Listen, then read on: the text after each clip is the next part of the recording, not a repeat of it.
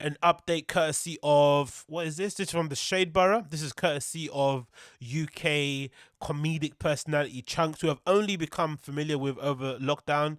I've been listening to a lot more stuff that I probably been watching. Sorry, a lot more stuff that I probably wouldn't have watched prior. And he's got a really good show on YouTube with Young Philly, and it's like a football show where they interview loads of footballers. What channel is it on again?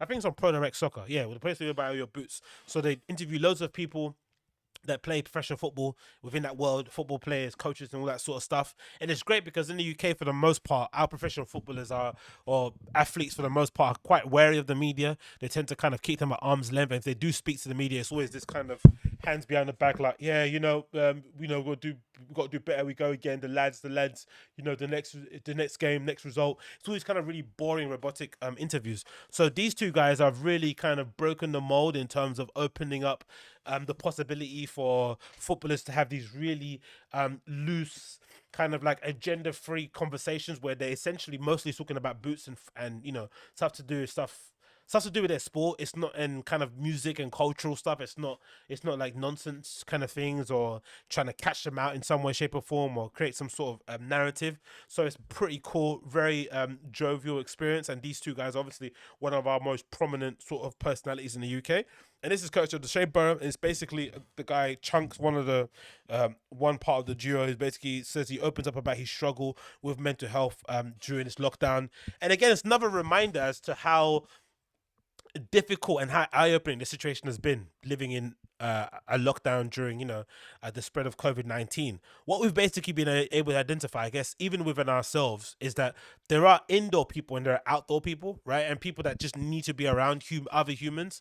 And I think for myself, I've struggled, don't get me wrong, but I've kind of been okay because outside of clubbing and outside of like other stuff that I do and going to work, I don't really leave my house too often. I'm quite regimented in the stuff that I do. Like I'm pretty much cut and dry, especially when life was normal. I'd go to work at a particular time. I'd come back at a particular time. I go during a particular time.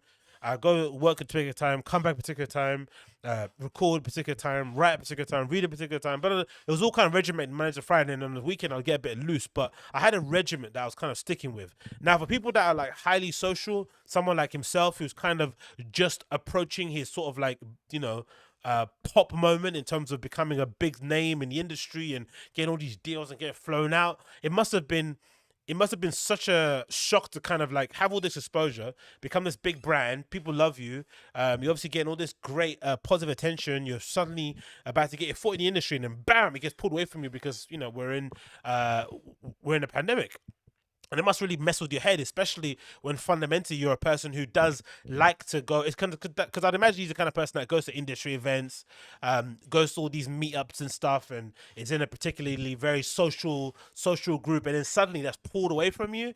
It can be a real big reality shock. So I'm sure there's others who are feeling this way. So it's good to hear him as prominent as he is speaking about it openly. So let's hear what he has to say regarding this issue. Um, mostly to be fair, like the last year, well, not the last year, as in 2019, early 2020. It was just more. I don't know. I was happy. Like I felt like I was happy, but then I was time I was just be sitting on my bed, just like not wanting to speak to him. I think it was more like mood swings, and I had no like reason for it. Yeah. And I didn't want to feel like raising up because it was kind of like, well, I'm Chunks. I should be happy with my life, how it's going and stuff. You know what I mean? Because it's kind of I don't want to feel like I'm unappreciative of like what everything that's been happening kind of thing. So I was like, I'm gonna just keep it to myself and bottle it up because I Yeah. don't want people to think, why are you upset? You know what I mean? And I don't even know the answer myself. So it was a weird one. It's a very weird one. But I think it's just like when you have your family and friends around you, it's kind of like you can speak about anything and then they'll be there to help you kind of thing. So yeah, definitely. It's just at times it just goes up and down. But I just try and, like I said, I just try and stay positive because it's just life. You know what I mean? It happens. You mentioned that you live in a household with, like, many of your friends. You can have Yeah. conversations and see how everyone's doing at any time. How Yeah. Listen, Mostly, next clip. to be fair, like important do you think it is to keep checking in with your friends if you don't live together, if you're not always in constant contact?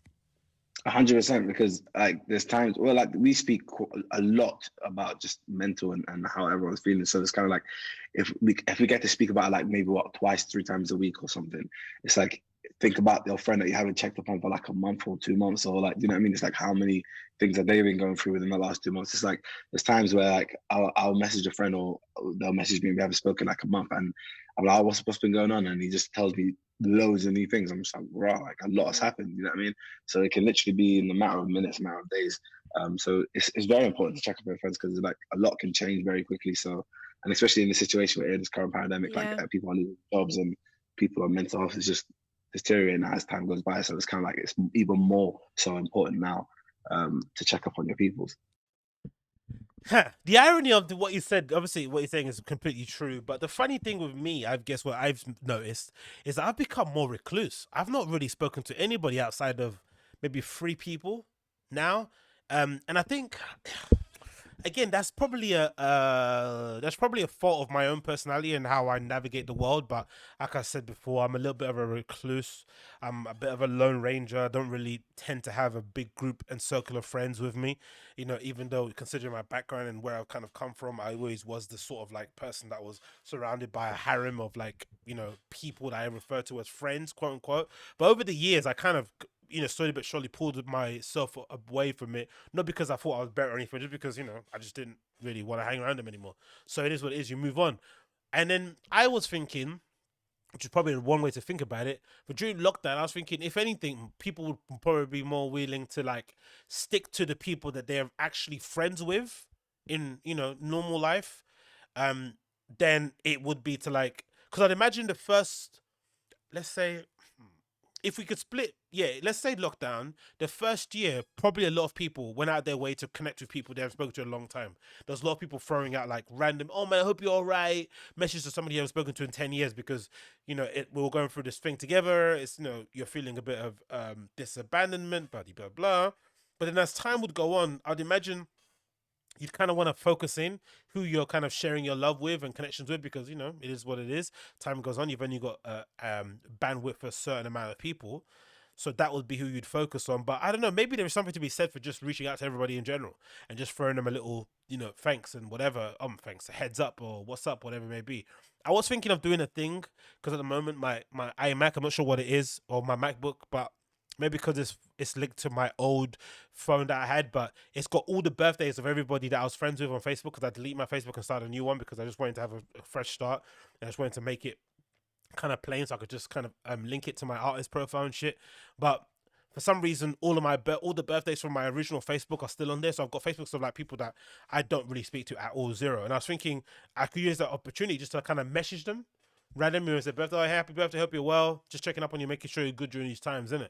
But I don't know, man. It doesn't really seem sincere to me because I really don't care, right? Like legitimately. So I just about care about my own birthdays, let alone somebody else. But I guess that's part of being someone's friend, isn't it? Reaching out even when you don't really in the mood, just because it's going to make them feel better. But hey, I don't know. Who knows? Maybe I'm wrong. Maybe I'm right. Let me know in the comments down below if you've been reaching out to your friends or leaving them alone.